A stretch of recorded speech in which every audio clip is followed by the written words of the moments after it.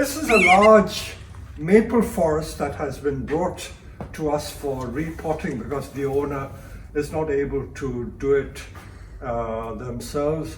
So we get this all the time. So people have these things and it's very much overgrown. So apart from repotting, it needs a hard trim. There are lots of dead twigs in it. So let's show you how we go about it, because I'm sure many of you have this sort of thing. So if someone could help lift this up, and then we will show you what the next step. Drop it on the gale here. As you can see, it's a massive group, massive forest. For most people, this would be such a beautiful piece. It's every bit 4 foot or more tall, lots of density, but too large for my liking. So I will show you how we go about it. So if I can ask, it's still running. I will just show you very quickly how we do this. Many of these branches are about 30 or 40 centimeters long. They don't need to be as long as that. So my plan is to cut it hard back. So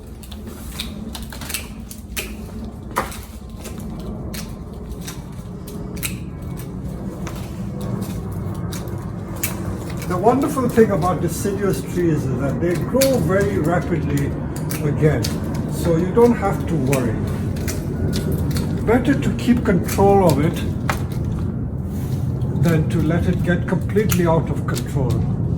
So let's do one side so you get some idea as to what it looks like after I've done one side. Of course, a lot of people are terrified about doing this. If everyone could do it, then I would probably be out of a job. But anyway, there's nothing to it. Let's just share this knowledge with you. It's like going to a hairdresser's. You can go to a good hairdresser's or bad hairdresser's.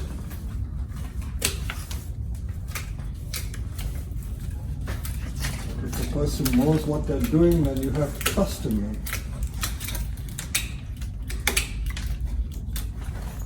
Of course, a lot of these trees do get neglected, so the more I look, the more I find that there are dead twigs in here. So we are now in the 3rd, going on to the 4th week of January. So the buds are really beginning to break. If I bring the camera near, I will just show you what I mean. I'll just prune this bit. If you home in on this, you can see the buds are actually beginning to swell. So is this. Can you see they are beginning to swell? So it's quite a safe time and a good time to start this sort of work. And again, as I say, because we have the benefit of this unheated greenhouse, we can do all this quite safely because I have the protection of the house. This apparently was an imported specimen. She purchased it 20 years ago from another nursery, not from us, but she has only repotted it once in the 20 years. So I will be interested to see what the roots are like when I get to the bottom of it. So in the space of literally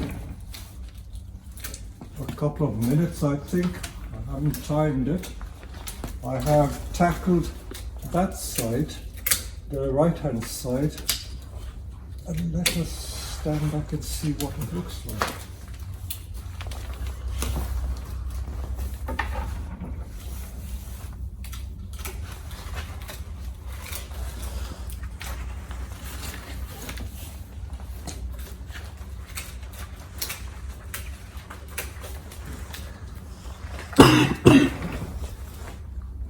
I love putting it on the turntables because I can turn it around as I keep pruning.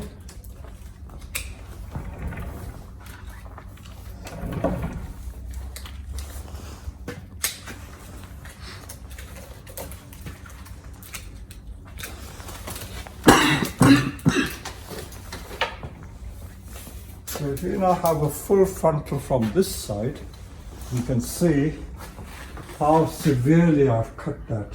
So although I've lost all this ramification, I bet you anything, within a year you'll get the new ramification. And as the new growths appear, if you keep tipping it, you'll get the ramification in next to no time. So no big deal. The main thing is to bring it back to a manageable size and shape. I'm going to repot this tree, but I usually prefer to give it a prune first and then do it. So this is this side now. Now let's proceed to this side. So again, I'm taking off at least 6 inches. You can see that much I'm taking off. See all that? The tree should look like this. If you can look at this individual tree, it should look like this. See, it's much too long. This is dead. That is dead. A lot of people don't realize that when it's dead you should remove it. There's no point keeping dead twigs and branches on the tree. So this is one tree complete. You see, so look at this tree, and that's what we should do.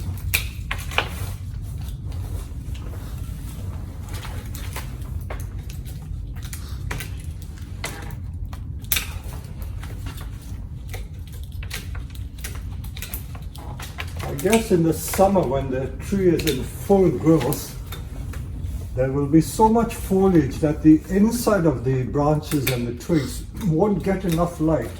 So this could progressively die back if you're not careful. So thinning it out from time to time is quite important for letting light and air get into the tree. Let's keep with some more.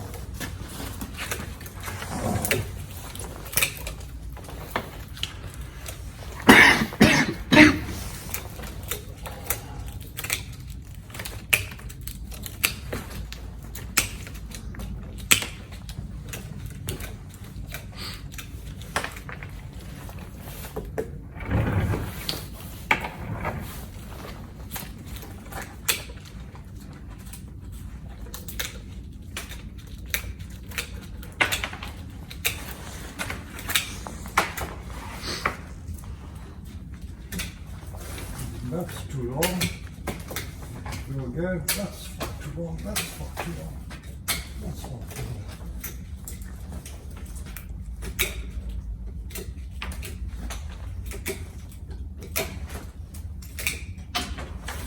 See, this tree, the apex is somewhere there, so this bit is not needed really. Take that off. This is too long. So that is the shape of this tree.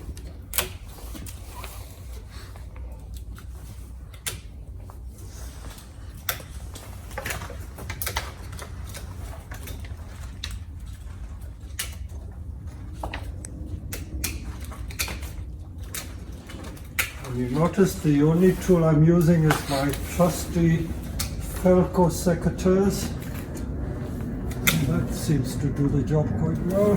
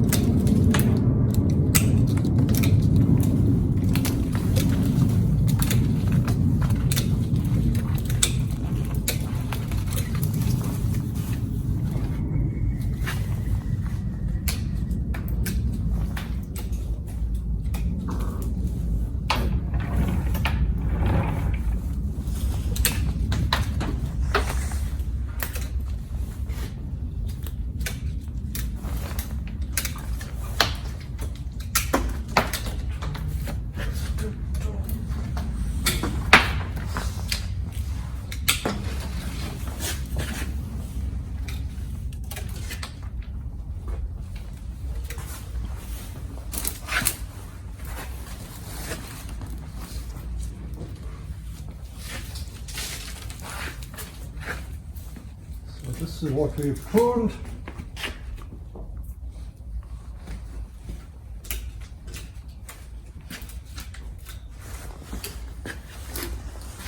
I think that's brought the structure back. That's still a bit too tall.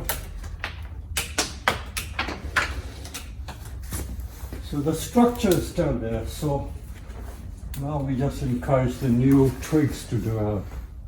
So how many trees has it got? It's got 4 and 4, 8 trees. So some trees must have died. If it came from Japan, it would have had an odd number of trees. But as I say, I'm not worried about the numbers. Look at this, 8 tree group.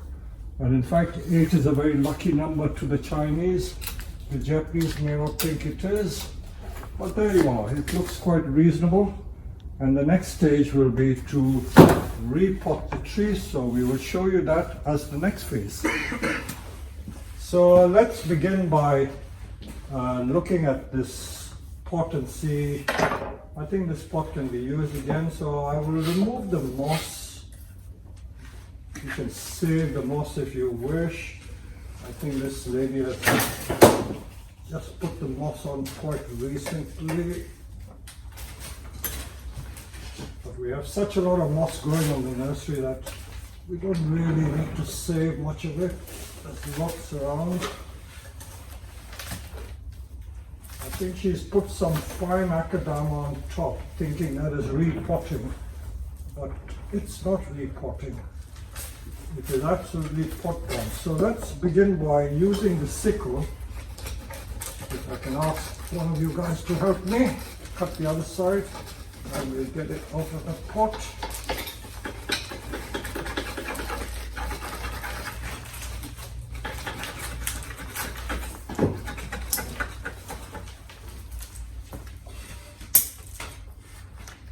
Always difficult to know what people did when they repotted this last, so I may be in for a surprise.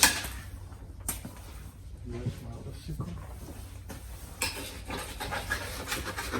This is a sickle, by the way. It's a Japanese tool, and it's specially made for cutting on the perimeter of the pot to just dislodge the roots. Especially useful if you have incurved pots, because incurved pots make it very hard to get the tree out when you repot, because the roots grow on the perimeter, and the incurve prevents the tree from getting out. Now let's try and see if we can prise it out. Oh. We may need to tip it. Let's tip it and remove the wires from underneath.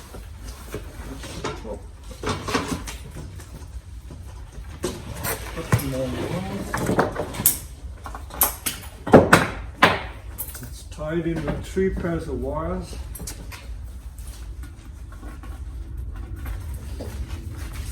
So it's not that hot. Okay. All right.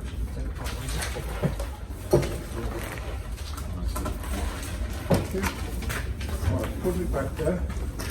It's not so pot plant, so let's have a look. I think she has done it some time back. No, I think it was done quite recently.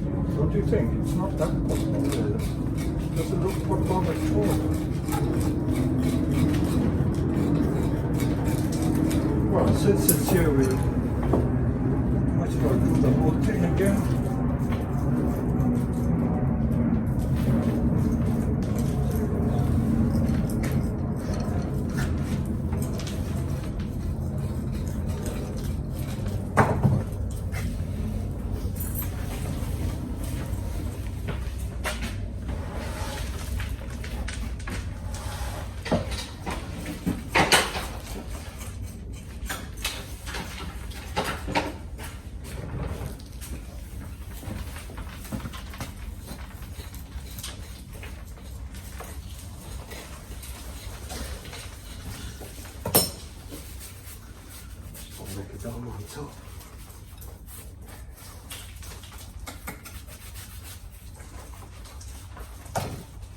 We repotted it using fine akadama, which is okay. For a large tree, you can use akadama neat. It's only when you have small trees, and if you use 100% akadama, it's not always such a good idea. So the fine akadama would be okay to use on its own. Let me just get the moss out. I think we need to get closer into the tree. A lot of people ask, when you repot a forest, do you take the individual trees out? You don't, because if you take the individual trees out, you will have to make the whole group again. So never do that. All you need to do is take the roots from the perimeter, cut the roots from the perimeter. In fact, this pot, if anything, is far too large for this group. But since this customer wants the tree back in its original pot, I had no choice but to use the existing pot. And of course, using a larger pot keeps the tree much healthier. It is not stressed by putting it in a small pot. The roots are quite healthy, so I'm not worried at all. And in fact, I don't need to cut much. Just turn it around.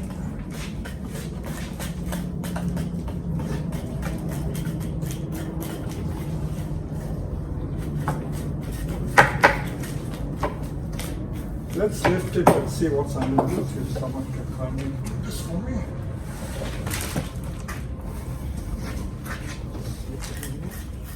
Again, the underneath is fine. Absolutely fine. I dare say this was potted quite recently. Look at me, this one. Maybe about a year or possibly 2 years ago. Let me just cut the roots. So I need to just cut the ends off. I don't need to cut too much off. You got to judge each tree on its merits, and this tree has been quite well cared for.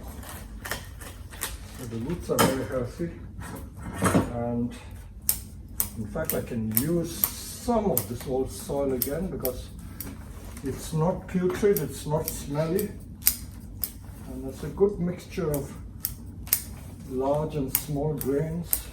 Large grains are used as a drainage layer. Let's turn it the other way and see if I can.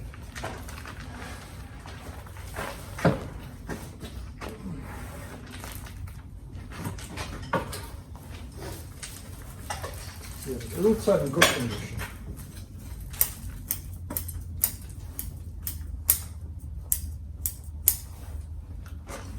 So much for that.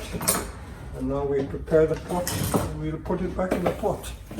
So we are putting 2 pairs of wires just to secure the tree in. I've always said that many people don't bother to tie the trees in.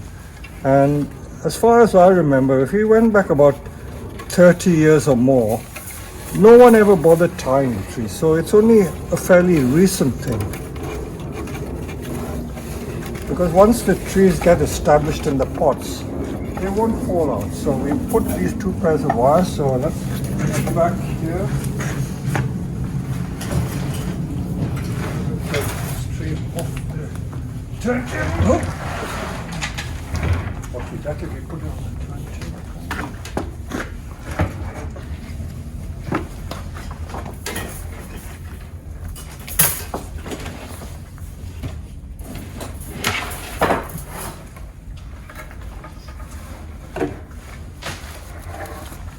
There are no obvious insects or grubs in this, so this pot is fairly clean. So now we're just going to use some of the old soil because this soil hasn't been very old in age. So we're going to mix some of our own soil. This is Japanese pumice and some of our base soil, just a tiny bit of the base soil, which is mainly pine bark. Different trees we put different materials. If it was a pine or juniper, we would put much more Japanese volcanic grit. So this is a very nice texture. And then we we'll put a tiny bit of the fine akadama. If we bring that bag, we can show the bag as well. So this is the fine akadama. We're not advertising or selling akadama for the manufacturer, but this is the fine akadama that we use. So the grain is like 3 millimeter size. So this is the akadama we use. So we just put a little bit of that. So we just put a little bit of everything. Maples being deciduous trees, they're not so fussy about the quantity of sand or grit. So this is the soil we will now use. So we take it back and then we will put it up. Many people have different ideas about what they should put on the bottom of the pot. There are some people who always insist on putting a drainage layer. I have never used the drainage layer concept unless it's a very deep pot and I just want to raise the height. I'm just showing you what they do. This is just pumice. You can use pumice, you can use hygge, all sorts of things. This is a deep pot. I could use it, but there is no need to. The reason I don't use it is because if your soil drains well, you don't really need the drainage layer. So I'm quite happy just putting the tree complete with its soil without the drainage layer. So this is my way of doing it, and I've done it for God knows how many years, and it's always worked. When I pot a tree, I always begin by mounding the soil like this.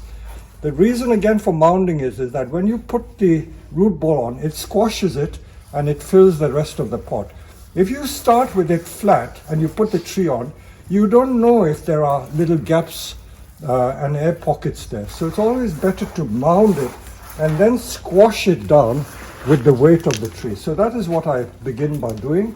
So, and then the rest of this pot, I just put a much lower area of soil, and that's how we begin. So if Jack could come and help me put this tree in. I need to put it. And now we squash it down here. That's it, that's what we do. We grind it down and it will automatically find its level. It can go much more than that.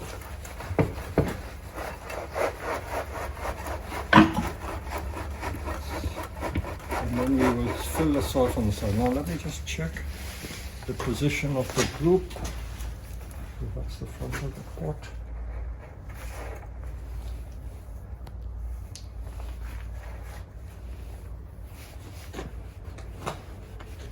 Notice that this tree leans slightly to this side, so I can afford to bring the tree more this way, so that leans that way. And I always prefer to mound the whole root ball. I never put it depressed in there. So now the rest is just filling with soil, which is the easy part. So you can just push the soil in for me, please, Jack. We just do it with our fingers. With smaller pots, using a chopstick would help, but with a large group like this and a large pot, don't really need to do that.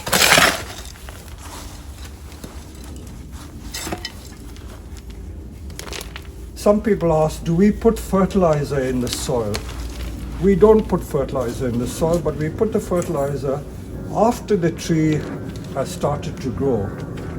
If you put fertilizer in the soil, the root ends which have been cut can get damaged because the fertilizer does burn the ends of the roots. So let the tree grow first and then introduce the soil, introduce the fertilizer once the tree starts growing. So we wouldn't fertilize this tree till about even May. There's always some nutrient in the soil, so it'll make it grow. So we just firm it in, and then with these wires, what we do is that we just tie the wires diagonally. I like to just keep it around one tree and make sure that I remove the wire so that it doesn't bite into the bottom maybe after 6 months, and that should be okay. So the same with this one.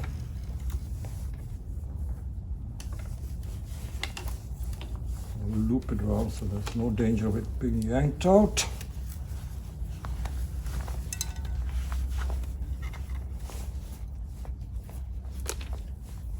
then I'll tighten this and then cut the wire ends off, and after we've filled the rest of the pot with soil, we'll put the moss back, and that's the end of the job. This is the amount of twigs that we removed from that group. So when put together, you realize how much I actually took out. So this has probably been, could be 10 years growth, because she told me that she had not pruned it for many years. She didn't say how many years she didn't prune it. So that's it, and I'm going to now just put moss, and that repotting should be finished. On English lawns, people are always terrified about moss. Whenever they see moss growing, they put moss killer to kill the moss. I leave my moss to grow on my lawns. Look at all this beautiful moss that there is. And in fact, some of this is almost verging on sphagnum moss. You know, the moss that we use for reviving trees. This, I would say, is like sphagnum moss. So there are different types of moss. This is not the type of moss that we would use for putting on top of our bonsai. Usually the moss that we keep for the bonsai are much finer. I'll walk to another area because I've got a grove of maples, which is like a natural maple forest, and I will show you how the moss looks. So as we walk along, you'll see the moss growing in the grass, and it looks quite nice. I'm never bothered about it. Talking about moss, look at all the different types of moss that there is. That is a moss, this is a moss. So moss is a subject on its own. There are so many types of moss, and this is a type of lichen. If we home in on the details, see how beautiful and pretty it is. So moss is a subject in its own right. But let's go to the maple grove. We have a maple grove. This I planted back in 1991 when I made this pond. And as you know that in Japanese gardens you get moss growing on the ground. So this is a grove of maples that have grown, and you see how the moss actually grows on the surface. So when we make our maple forests or when we dress up our bonsai, this is the effect we're trying to create. You know, this natural look, this is perfectly natural. So when we're doing it on a bonsai, we are not doing something artificial, because this is completely natural.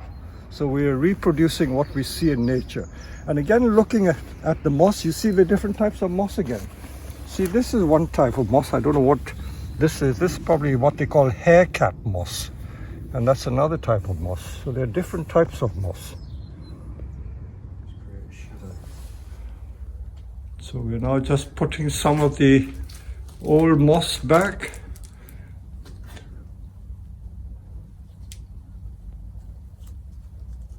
You can get the moss from the paths. We have a lot of moss growing on the nursery, on the paving and on the paths.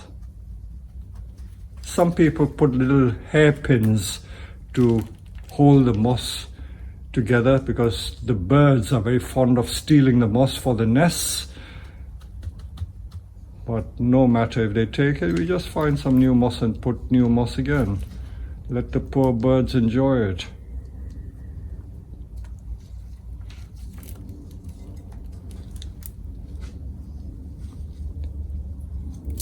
Usually for bonsai exhibitions, people always dress the trees up with new moss.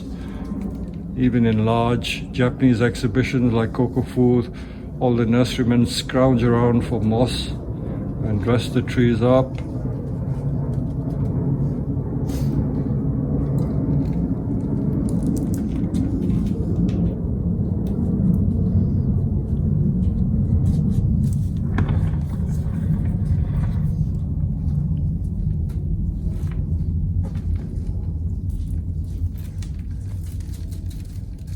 Putting moss on is an art in its own right. Different styles of putting moss. You don't have to cover the pot completely. Sometimes if you partially cover the surface with the moss, and then that creates a pattern that's quite attractive. So even if it was left like this, it doesn't look bad.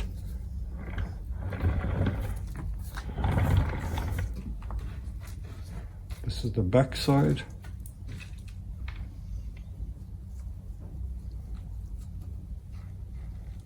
I would guess that this group must be at least 45, 50 years old, if the customer has owned it for 20 years and it was imported from Japan, I would say 25 years ago, because this particular nursery from which he bought it has gone out of business.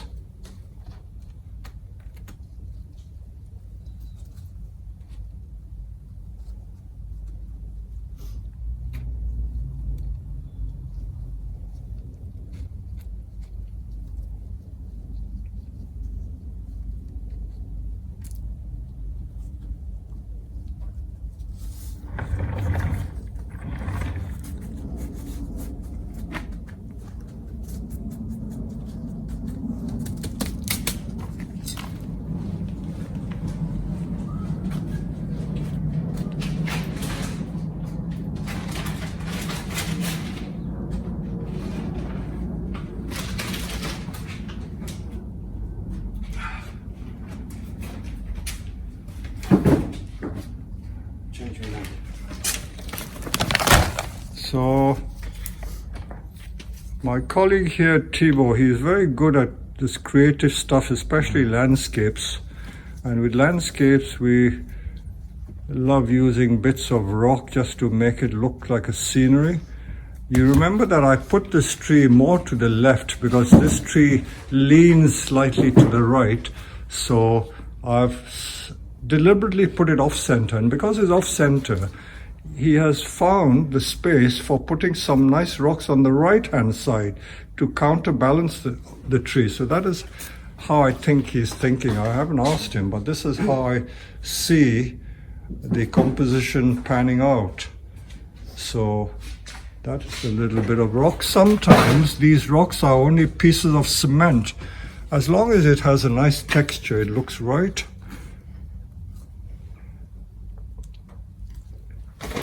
For the purest Japanese, they would never dream of putting rocks, because rocks and making pictures is very much a Chinese thing. So, of course, bonsai is originally Chinese, so don't be too fussed about that.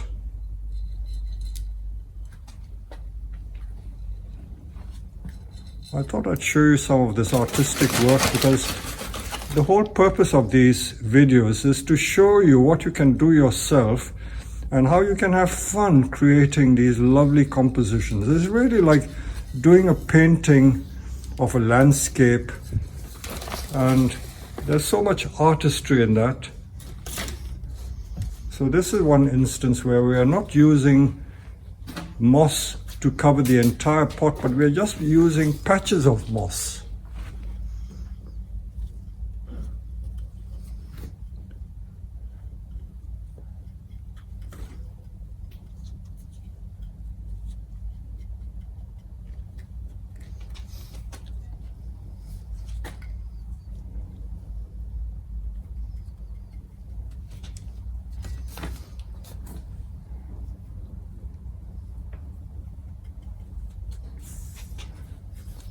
It's almost like a cookery program, making a cake.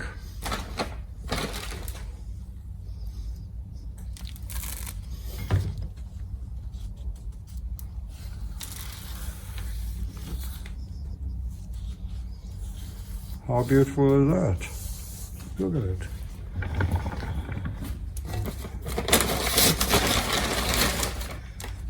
Just one additional benefit of having this up here is it also gives you an idea of when it's getting dry, because of the change of colour.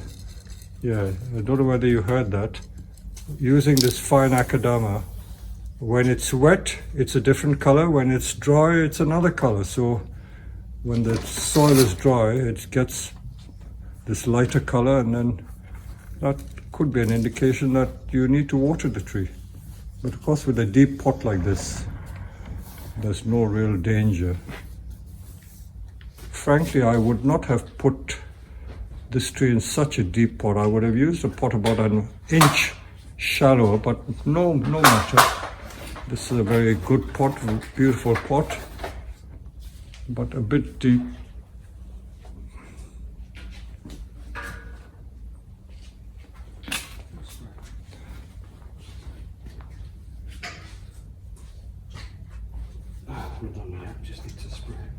So we're just going to apply a spray of water You can see how as we apply this spray of water, the color of that akadama changes color. And that's how it should always look.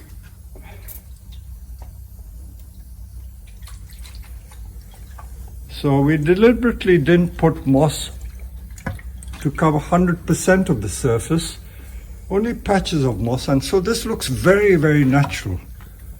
So there you go.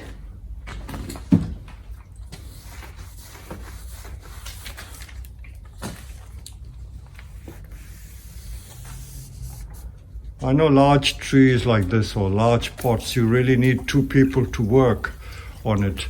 And for many amateurs, if you're on your own, you need a buddy to help you do this, because frankly, it's quite a heavy piece and manhandling it single-handed is quite tricky. So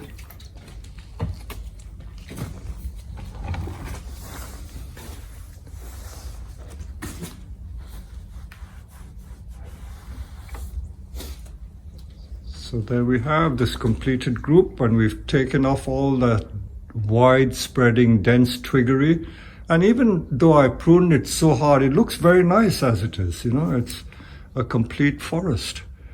So we're pleased with what we've done, and I hope you've enjoyed looking at this video on repotting. We're going to do a lot of repotting in the next few weeks because we are into the repotting season now, and we're going to do some of the trees that I showed you in earlier YouTube videos, like that big privet, and we're going to repot that as the next exercise. Thank you.